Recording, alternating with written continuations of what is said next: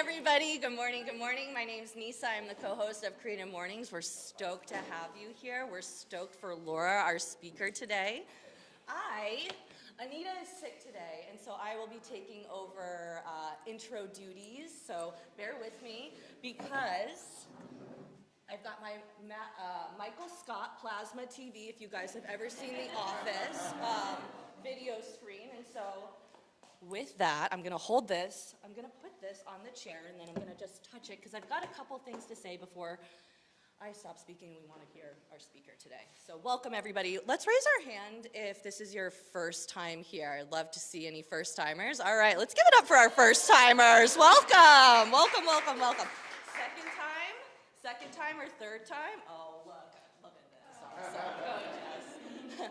Ooh, well, welcome to our second time, third time, folks. And if you've been here more than 5 times, let's raise your hand. Oh, we've got a lot of returning members. So it's great to see everybody. Welcome, welcome, welcome. My name's Nisa again. I'm your co-host. This is Creative Mornings. We're in February 2025. How cool is that? Next slide, please. All right. On this little itty-bitty slide that you see, I'm going to just go over Creative Mornings. We've got over currently 244 chapters within 70 countries. Over 27,000 morning people attend Creative Mornings globally. So we are a part of that statistic. So let's give it up for Tucson and our community, right? Now I'm going to read the manifesto, and it's going to take me just a second, but we start off with our manifesto, which is a global Creative Mornings manifesto, and it starts with, everybody is creative. We believe everyone's creative. A creative life requires bravery and action, honesty and hard work. We're here to support you, celebrate with you, and encourage you to make the things you love. We believe in the power of community. We believe in giving a damn. We believe in face-to-face connections and in learning from others in hugs and high fives. We believe in people who are driven by passion and purpose, confident that they will inspire one another and inspire change in neighborhoods and cities around the world. It says everyone. Everyone is creative. Everyone is welcome. And scene. All right, we'll go on to the next slide. Adobe is our global partner. They're recognizing the impact of Creative Mornings has on the global ecosystem of creativity, and they're committed to supporting a world of creatives around the world. Second slide, very small, but Adobe Express is quick and easy. Create any app from Adobe Express, from flyers to social media campaigns, standout videos. Adobe Express is how we create our monthly graphics, which is really great for Creative Mornings. If you haven't yet, you can grab a free account at adobe.com/express. We're going to go into our sponsors and our partners, our community partners. Let's give it up for Cirrus Visual. Everybody saw the sign? Everybody saw the sign outside? We usually have name badges. This is made by them. It's got my name on it. I never have my name on anything, so it's so exciting. Thank you. We can't do this without you. Thank you, Cirrus. Thank you, thank you. We also love Tucson Federal Credit Union, who always sponsors our pastries and our coffee, Celestial Photography, Warehouse Photography, Rye. Let's give it up for Rye, who will be taking pictures today. Awesome. And of course, our venue sponsor, Blue Lotus Artists'Collective. Let's give it up for you. Thanks. How cool is that?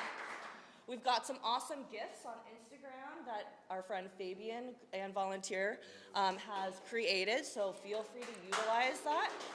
#Tucson is creative. And let's give it up for our theme. It's layers. And I am thinking that this, you guys can hear me through this, but it's just for the video, but it feels very fun. So I'm just gonna keep pretending. Okay, our theme for February is layers. It was chosen by our Tucson chapter in Switzerland. I'm sorry if I mispronounced that. And it was this year's theme, layers. The illustration was by Catherine Olivia Pearson. Simplicity provides clarity, but layers give our work a richer complexity and depth. Just like a collage is, creating by overlapping layers of found materials, we pile up experiences that form our beliefs and reactions. People have layers too. It is the layers that give meaning of life. We must peel them away to discover our deeper truths.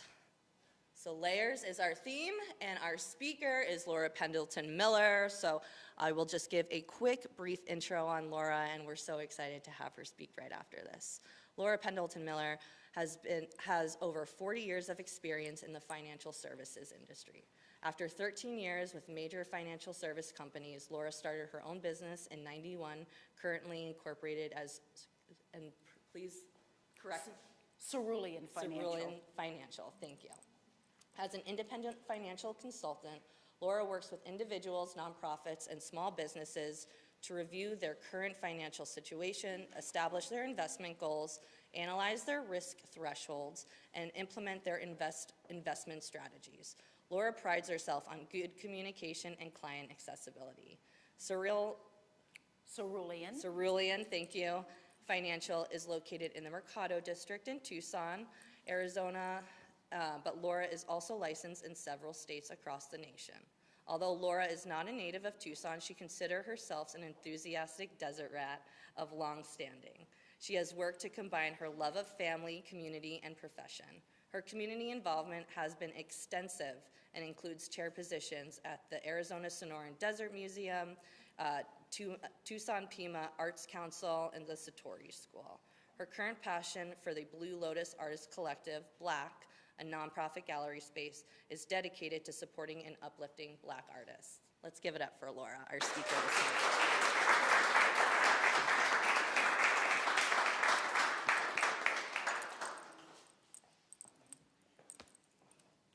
I want to thank all of you for coming.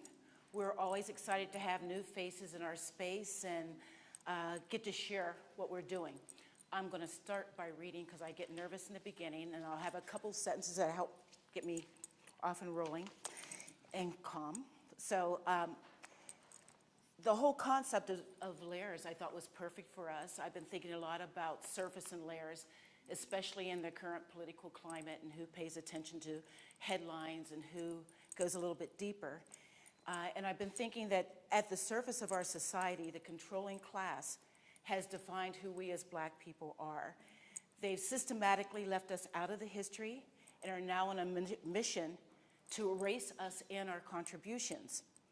The layers underneath expose that narrative as a whitewashing effort. Black artists have often used their work to tell stories. That is how the story of Blue Lotus began. Black artists in this community were repeatedly telling the story of how they could not get visibility, and when they did, that they were often censored. So as they kept telling that story about 3 years ago, a small group of Tucsonans got together for happy hour at my house, and we started out thinking that what we wanted to do was be advocates for Black artists.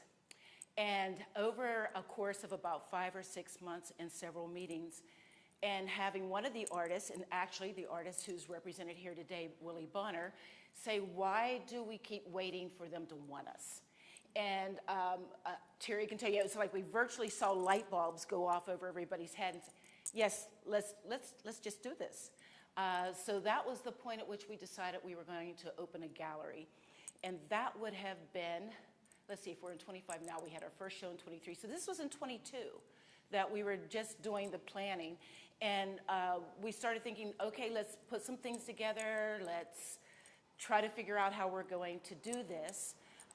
When our project got put on steroids by a local philanthropist deciding that he wanted to help us with space. So we had space before we had a name, before we were incorporated, before anything. And we were like, so then we just started running in place. So we had our first show March 25th of 2023, and it was a preview show.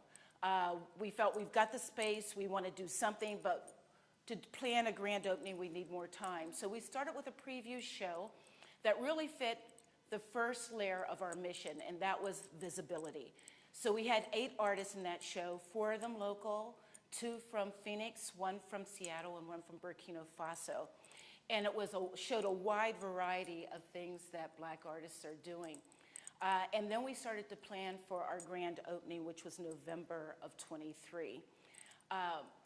And this fit another piece of our mission, which was to bring things to Tucson that otherwise would not be here. So I've been in Tucson for over 40 years. and one of my favorite artists, see, this is where I get nervous, you know, trying to remember all these names going through my head and all of that. Jacob Lawrence, who I first saw in DC back in the 70s when they did a show of his Great Migration series, and I just fell in love with it. But over 40 years of being in Tucson, I'd never seen Jacob Lawrence's work here.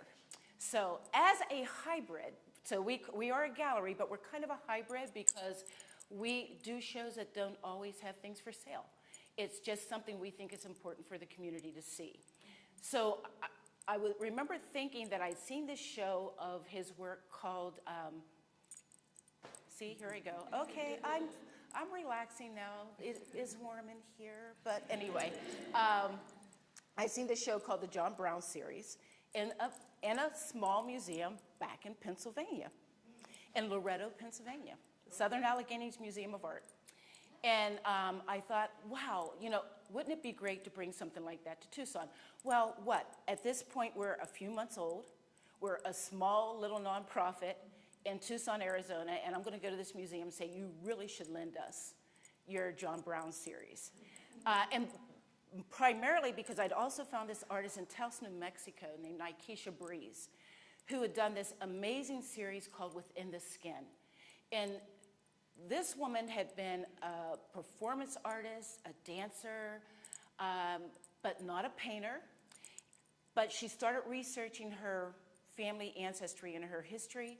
And in doing that, she was getting visits from ancestors. And she felt like the ancestors wanted out and she needed to paint them.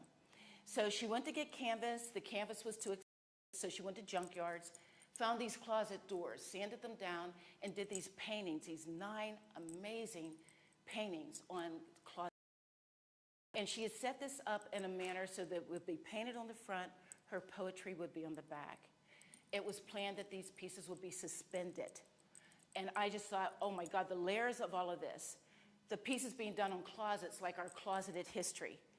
The pieces being suspended as we were lynched. And I thought that work with the John Brown series would just make such an amazing statement. So went on this mission that they needed to do this. So I contacted the people back there and they said, well, you know, like, we'll think about it, but we're gonna need things from you in considering that. So one of the people who's on our board and who really is, you know, our godsend, Joanne Sturr, who is a curator, really got involved in the whole concept with me, and we just kept working it, and we had a plan B, but we had decided we don't want plan B, and we kept going back to them. She helped me do the whole American Museums booklet of 40 pages of all the things you have to answer about your space and all that kind of thing, because I knew nothing about that. And by the way, I know nothing about art other than I love it and I collect it. So having a professional at my side like Joanne is really important. So we had decided that we had a drop dead date. So the Friday of the drop dead date, I called the museum because it was like, now if they're not gonna do it, Plan B has to be implemented now or we're out of time. So when I called, they answered the phone and they, I guess, caller ID, they said, oh, Laura, we just approved your request. So we felt like to be a new upstart gallery like this in Tucson, Arizona, and have a museum in Pennsylvania tell us yes was like a big deal. That show was amazing. I still get goose pimples thinking about that show. So here we're giving the visibility to Black artists, we're bringing something to the community that otherwise wouldn't be here, and we were telling stories. And that was the other part of our mission, is that we're being left out of the history, but a lot of Black artists tell stories through their work, and so we're gonna try to use that art form to tell stories as well. So that was our second show. Then we had a show called 3 Voices, and that show was mostly sculpture. So we've been trying to bring a variety of things to the community too, just, you know, 2-dimensional paintings, but also sculptures. And in this show, we have some installation pieces as well. So that one was mostly sculpture, and it was really fun. And that was one that focused on a woman out of Seattle who does all of her work from found objects. And her whole philosophy is that We live in a society that throws away a lot of useful things, including Black people. And so everything is from found objects in her work. And we had another artist then also from Seattle who was going to show some prints in that show. And we were working on, okay, who do we combine her with, when we wound up with a local artist who actually knew her and had worked with her in Seattle, who rounded out that show with his bronze sculptures, soft sculptures, and ceramics. And that also was just a wonderful show telling those stories. In the summer, and some of these, again, some shows, there are things for sale, some shows, nothing for sale, just things for people to see. So the next show that we did was called Arizona Collects. And so in that one, nothing's for sale because it's all coming out of private and public collections.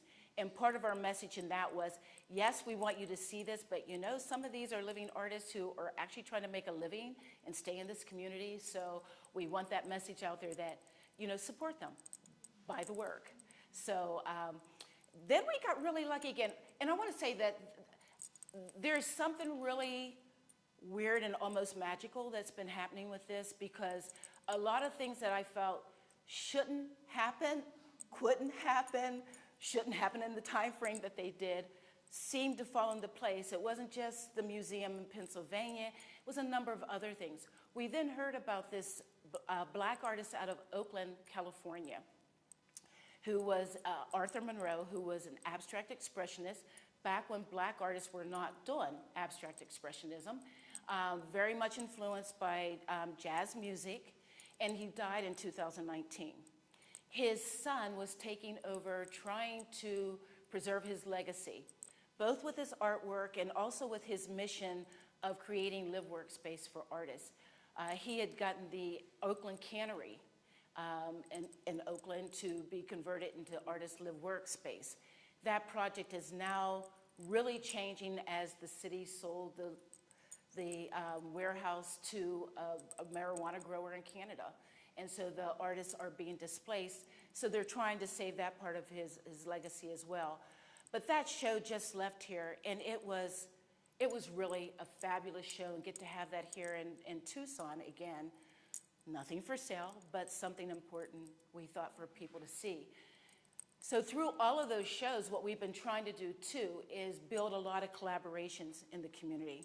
So we want to work with a lot of people. We want to bring new audiences in. I mean, it's one of the things that the established institutions always talk about, is that, you know, it's the same old retired, almost retired people who are coming to the art events, and we wanted to make sure that we had a broader network than that. So we've done collaborations, like we did a show in here called The Art of Hair Braiding, and that brought in a whole different group. We had the University of Arizona dance department choreograph a dance specifically inspired by Arthur Monroe's work. It was really unique, really interesting. Even as we were planning it, I really couldn't envision it. So I was like, well, I'll just have to wait and see. I guess it'll work out fine. We've had DJs in here. We've had spoken word. We did a meet the director of Blues in the Night. And we also found that one of Arthur Monroe's really dear friends was going to be here for the Jazz Festival. So we were able to have him come in and talk about his relationship with the artist the night before he then performed at the Fox Theater. So we're always looking for ways that we can bring other people from the community in to see what we're doing. That brings us to this show. So this is our 6th show. This is our first solo show for a local artist, Willie Bonner. Willie was really instrumental in the whole concept and was one of the artists saying how difficult it was to get visibility or to get some of the pieces that you want to be shown.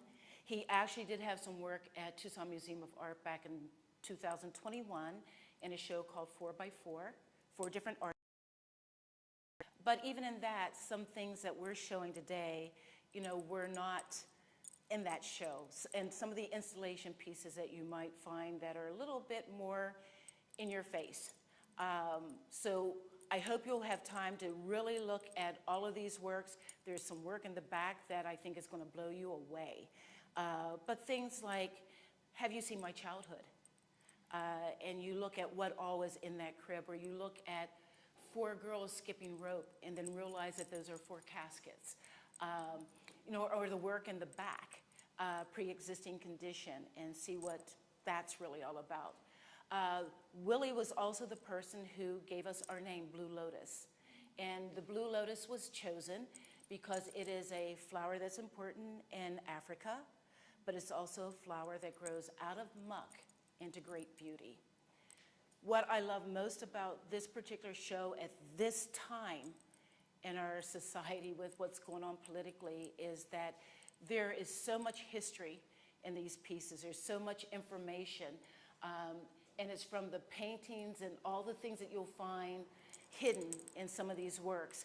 And I've been living with them for, you know, weeks now, and some of them I've seen before, and I can still walk by a painting and say, oh, I didn't see that. And it made me think of Margaret Regan, who writes for the Tucson Weekly, and she wrote about that 4x4 show. And one of the things that she said that sticks in my mind was, he sucks you in with his beautiful colors. And then you get closer and you go, oh, is that? Oh, is that? You know, so he brings you in to really see what's going on there. The pieces in the back, I think, are very, very powerful. You'll see that all of those little drawings, and I mean, the fact that he did all those little drawings for this show is just kind of amazing to me. But they all, as you might notice, have hair in them. And I had somebody ask me, why the hair? And I said, well, because he couldn't find people who were willing to give up a finger or an ear. But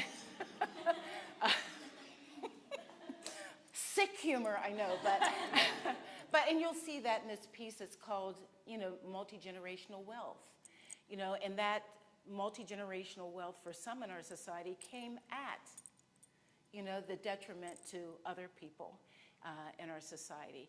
So this show, I think, really does pull at those layers of, there are things that we know on the surface, there are things we're being told, but how much is being left out?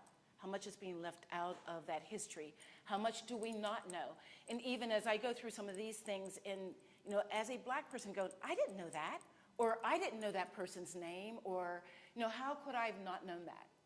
But we're not taught that. So we're hoping that we'll be able to use this show as an educational tool. We're hoping to use most of our shows as an educational tool. We'd like to have more students come in. We already have strong relationships next door with City High, but we've had other groups come in, and I'm going to be reaching out to different school districts to let them know that we're here. We have some regular hours, but we are also by appointment. So we want people to come. It doesn't cost you to come in here. You can come in here and sit back on that bench with your lunch and, you know, really take in a piece. If you have people visiting that you think would love to see the gallery, but it's not one of our open days, all you have to do is call or email. We will do our best to make it work for you to come when you're able to come. We are completely volunteer driven. So we are having 3 shows a year because that is the maximum of what we feel like we can do with the people that we have. We're hoping at some point to be able to raise the money to have at least one part-time person who can maybe help us to do a little bit more and help us to keep from dropping too many things in the cracks. We depend completely on donations and on people. So I hope that you'll come back and come often, and I think I've talked at you enough, and I would like to hear what you have to say and what questions you have. Let's give it up for Laura.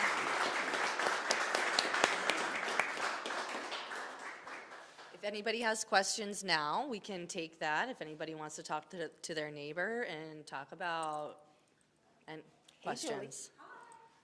Thank you so much. This is beautiful, and I love what you shared. Like, for your Tucson community, how can we continue to support, number one, just the awareness, this was great, the awareness of what you're doing here, but how can we support you and the gallery here? Okay, well, we need financial support. So donations, you can do that online on our website, which is bluelotusartistscollective.com. You can write checks. You can donate part of your required minimum distribution. You can give appreciated stock. We accept all donations. And if you don't know how to do those things, Terry and I can tell you how to. And we need resources. We need people who know how to do things. So, for example, we want to start writing grants. We wrote a grant recently to downtown Tucson. And actually, we got our first grant for $12,000 last year. And, but we don't really have a grant writer, so, for those of us who are doing this, it's like the time it takes us to do something that's not in our wheelhouse. So if people have skill set like that, we need people who volunteer to be gallery sitters. So we mostly do 3-hour shifts. Our regular hours are Thursday, Friday, Saturday, 12 to 6, Sunday, 12 to 3. People can sign up for a regular shift, or they can sign up to be a sub, because they're all volunteers, so they go on vacation, and then all of a sudden we're scrambling again to find out who's going to cover. And actually, there's this week in March when the university's on spring break. I'm out of town, my daughter's out of town, somebody else is out. I'm like, everybody that same week. So anyway, we're scrambling. So we're always looking for people who can do things like that. We've had an accountant who volunteered to help us do both our application for nonprofit status and helps us with our taxes for free. We've had lawyers who volunteer to help us with incorporation. We have an amazing volunteer, Marvin Shaver, who is an expert at hanging and installing shows, who has done, along with Joanne Sturr, has done all of our shows. And I can tell you on this show, he was here all day on a Monday, a Tuesday, Wednesday, half day on Thursday, and Friday to make sure that it looks the way it looks. And they have done that on each of our shows. The amount of time they put into that has been amazing. So other ideas, we need people, like when we're doing events, we need people who can come and help us just greet people, serve people, make sure people understand not to touch the art, things like that.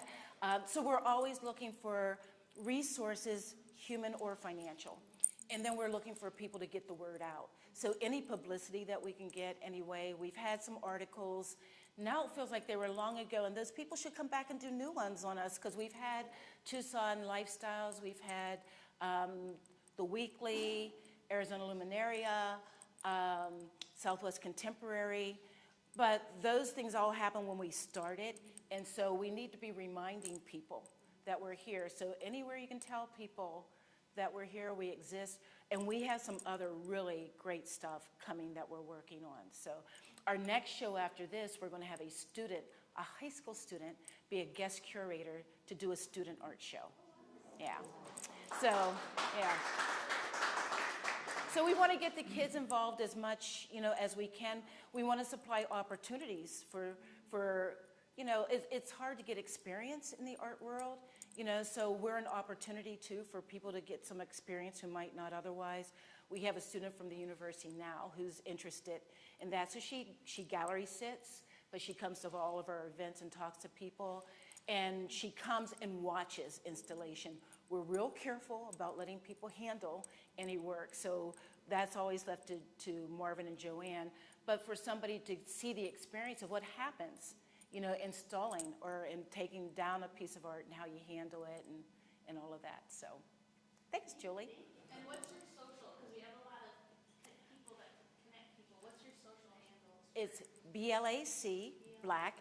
Oh, and that's the other part. Okay, so the Artist Collective, we're not really an artist collective, but once we had Blue Lotus, the Artist Collective gave us the acronym that I wanted, BLAC. So, so anyway, so it's BLAC_Tucson.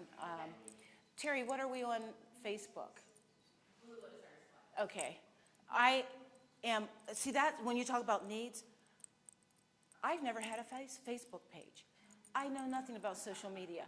Now, it all started because, and you might know this, in financial services industry, there are all these rules about our use of social media, what we can say, what we can't say, what we have to disclose if we're saying anything. And I just decided at some point, I don't want to inadvertently break a rule, so I'm just not going to do it. So I don't. So we're always dependent on other people who work with us to make sure that we're properly posting. Yes. I know I'm probably putting you in the spot, it's not my intention, but what is your favorite piece on the Black artist? I know that's probably something. In this show or in general? What's that kind of grab you, in the years that you have been doing this? Well, I have a real soft spot in my heart for the whole Great Migration series, and that's because of the story that it tells. And I just remember being at the Phillips in DC and being completely blown away by that show. But here's the other interesting part about that. I saw that show in the 70s. And after that, I saw very little work by Black artists. So when I first started collecting art, I lived back east. And I started collecting because I had come as a babysitter with a family with 5 kids on a cross-country road trip that brought me into New Mexico and Arizona. And in New Mexico, it was all gallery stuff in Santa Fe and Taos and all of that. And I was blown away by the colors out here compared to back east. And it's in New Mexico and Arizona. I mean, the sky here is a blue that's very different than blue back there. So when I first started collecting art, it was mostly landscapes. And it just made me feel good. I loved the colors, and I collected these landscapes. Then I moved here in the 80s. And I was exposed to a lot of artwork by Native Americans, Mexican Americans. And so I started adding people like Luis Jimenez and Randy Lee White and people like that, because I was seeing that work and really enjoying it and enjoying those stories. And then, like as a third layer, it was like, yeah, but what about my culture? You know, so that was happening a little bit before, and in doing that and finding some Black artists whose work I loved and wanted to collect, that's how I started then having these conversations with the artists who were saying, well, we can't get any visibility. So I would say that the Great Migration series really started me on a different kind of road. When I saw this show, the work of Willie Bonner in 2021, this is a little bit of a funny story. So I go to this show and I saw this work, and a couple of these pieces were actually in that show. And I was blown away. And when I started seeing all the symbolism in the back of these paintings, so I would go back and call somebody and say, you have to see this work. I must have gone back to that show about 5 times, 6 times. And then at one point I thought, I want to see more of this guy's work. So I contacted the museum and said, how can I see more of his work? They gave me the contact information. The short part of the story then is that we agreed to meet at the gallery so that he could give me the price list, because I wanted to buy a piece of his work. I thought, well, if the artist is coming, I have to call people and say, oh, you should go with me. We can go back through the show with the artist. So I called about 6 people, right, Terry? And so we go over and we got to go back through the show with the artist, with him talking about the work, what inspired him. I mean, it was amazing. So we met him at 2 o'clock in the afternoon. We finally got kicked out of the museum. We reconvened at my house to continue the conversation, you know, and it was just amazing. And then other people kept coming in and out. We called people and go, oh, we have Willie Bonner over here. You should come, you know. So over the course of the night, we had a, so yeah, so this work also, I just love this body of work. I love the watercolors in the back that are from the Katrina series. And then those portraits just really grab you, and to have, some of them have QR codes that will take you directly to information. The others, you have the name, you can Google them. There is a ton of information in that show. You're welcome. Yes? What criteria do you use to select new artists to exhibit here? That is such a good question. We are working on a policy about that because, like I said, things started pretty fast for us. So we really have started with what we would call just going to people that we knew or that we knew of and try to do that. But we are going to set up a policy where we'll have different themes for a show and people can contribute or come in and apply on our website, and we'll have a panel that will then review that and choose. But right now, what we've been doing are basically invitationals.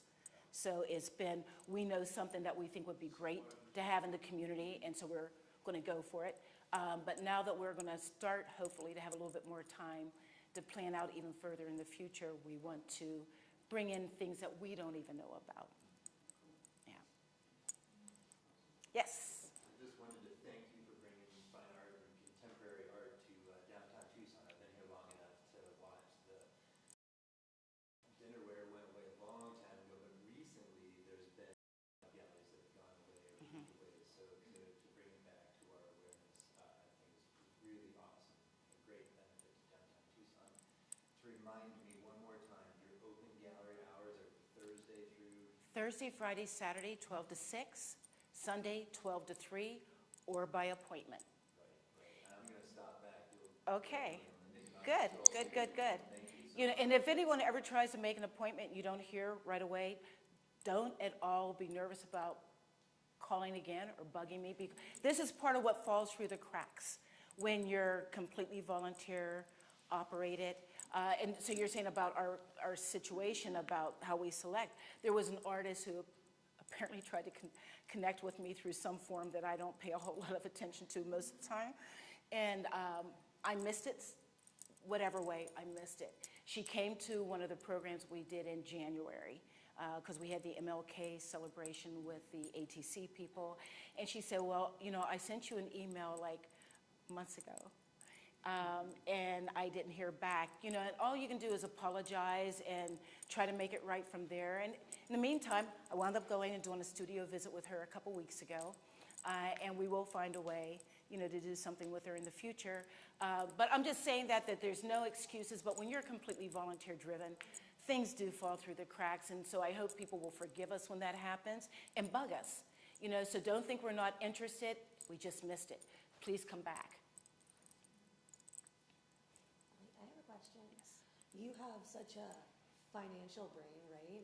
With math and all that, and that's your career. Talk to me and tell us, I'd love to know more about how you mix the two together and how what your passion lies in the where your passion is in the creative world.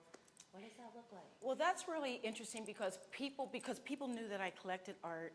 They always say, you know, you're so artistic, you're so creative. And I used to always say, no, I'm not. You don't even want to see my stick figures, you know. I can't draw anything. But I have gotten over that. So when I heard you say what you had to say, and I saw your sign out front, and I'm like, I now need to embrace, yes, I am creative. You know, so maybe I can't paint, maybe I can't dance, maybe I can't sing, except in the shower or in the car. But I am creative. I'm creative in how we find solutions for clients. I think it's one of the best things that we do that other people don't do. We take the time and spend a lot of time really understanding their whole situation, the whole family. We want to know, is there the grandparent that they're also taking care of, as well as the kids, you know, at the same time. We want to know all those things to get creative about how to best put together a portfolio and a situation for those people. And I think that I use the same thing with the art. It's collecting art, you know, it's like there are pieces that move you, and then there are pieces together, you know, that move you. So it's really funny how you do that and you get creative. For example, I bought a piece of Arthur Monroe's work, and that buying this small piece that was like 16 by 16, I virtually rehung my house. You know, it's like, okay, well, if that needs to go there, then this needs to move. So I like that part of that too. And I do like also, for me, and I know that I share that a lot with family and friends, is we're always looking for how we can creatively combine our lives. That we're not willing to just have a quote-unquote job. We want right livelihood with that job, but we want that job not to be the whole life. We want to combine it constructively with what we do with our families and what we do with our communities. Yes?